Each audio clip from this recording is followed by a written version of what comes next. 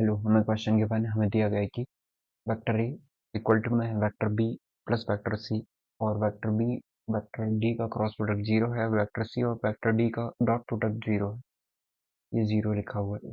वो तो vector D cross vector A cross vector D upon में डी का मैग्नीट्यूड का स्क्वायर कितना हो जाएगा हमें बताना है। हमें ये गिवन है कि वेक्टर ए जो है वेक्टर बी और वेक्टर सी के सम के इक्वल है, और वेक्टर डी और वेक्टर डी का क्रॉस प्रोडक्ट जो है जीरो वेक्टर के इक्वल है, और vector C dot vector D भी हमें जीरो के इक्वल दिया है। तो हमें निकालना है कि value of vector D cross vector A cross vector D upon में मैग्नीट्यूड ऑफ डी का स्क्वायर किसके इक्वल हो जाएगा। ठीक है, अब हमें ये दिया है कि ये दोनों का क्रॉस प्रोडक्ट जीरो है, मतलब जरूर से ये वेक्टर कैसे होंगे, जीरो डिग्री बना रहे होंगे, तभी ये जीरो है इनका क्रॉस प्रोडक्ट।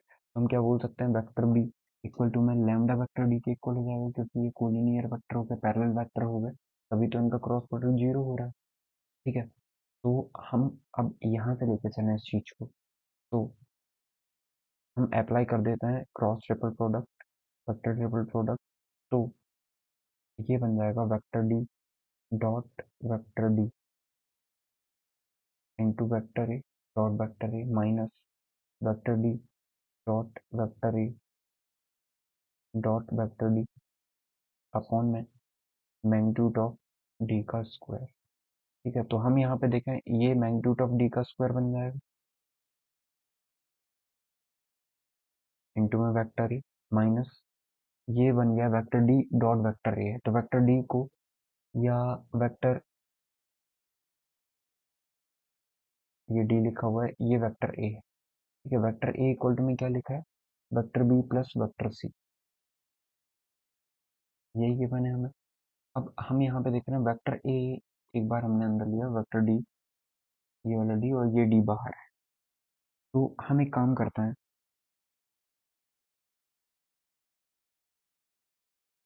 वेक्टर डी को हम बी लिख सकते हैं, लैम्डा वेक्टर बी लिखा जा सकता है।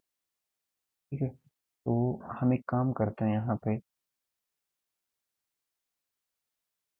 ए क्या है, ए है vector B plus vector C के सम के इक्वल, और वेक्टर बी और वेक्टर डी का मैग्नीट्यूड हमें गिवन, और ये है डी ए डी। करेक्ट है।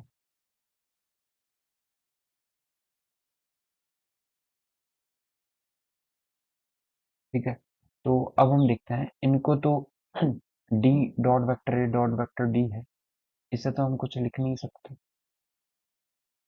ठीक है, इन दोनों के बीच का डॉट प्रोडक्ट यदि आप रिलेट करो, इन दोनों के बीच का यदि आप डॉट प्रोडक्ट रिलेट करो, इन दोनों के बीच का, तो हम रिलेट नहीं कर पाएंगे इस चीज से। एक काम कर लेते हैं, हमें एक और चीज करवानी, ये वाला। इससे हम क्या लिख सकते हैं, वेक्टर ए इक्वल टू में vector B plus vector C. एक काम करते हैं, वेक्टर डी से मल्टीप्लाई कर देते हैं, डॉट प्रोडक्ट निकाल लेते हैं, vector D dot vector A equal to vector D dot vector B और प्लस में vector D dot vector C हो। अब इनको रेसिप्रोकल भी करना तो कोई फर्क नहीं पड़ता है, सी डॉट डी लिखे हैं डी डॉट सी, तो ये हमें लिखा हुआ है जीरो, मतलब ये जीरो हो गया। तो vector D dot vector A किसके इक्वल हुआ, vector D dot vector B से।